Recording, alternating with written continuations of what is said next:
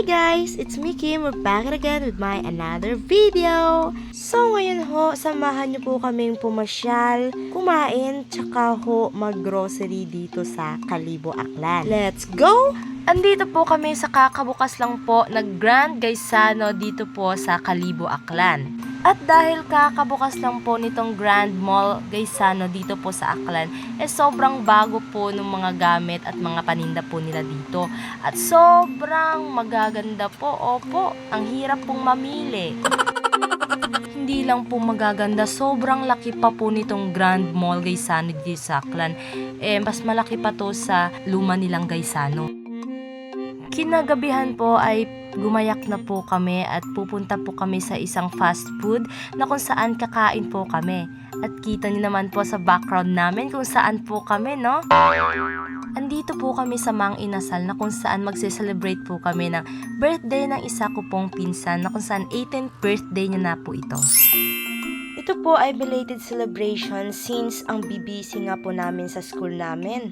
Habang nag-aantay po kami sa order namin, nagkukwentuhan po muna kami about something. Char!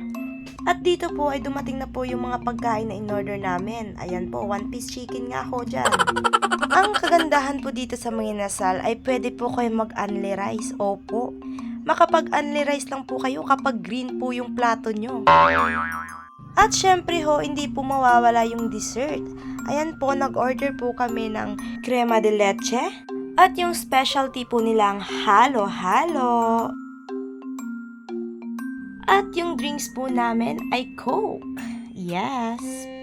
Tara na at magsimula na tayong kumain. Talagang mapapasabak ka talaga sa kainan pag dito ka kumain sa Mang Inasal.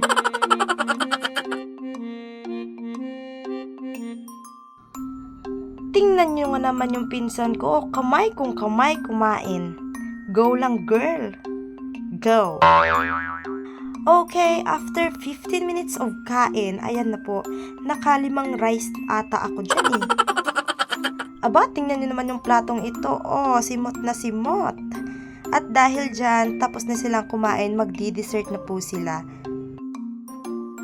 Tapos na po kaming kumain, kaya po pumunta po kami dito sa Mary Mart na kung saan mag-grocery ho kami.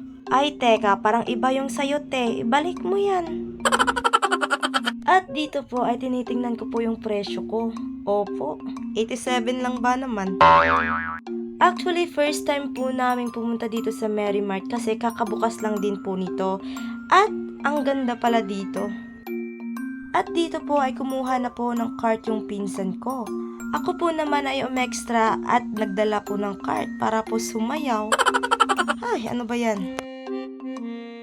Sinabihan ko po yung mga pinsan ko na maglakad-lakad po sila kunwari para ma-videoan ko at para may ambag naman sila dito sa video ko.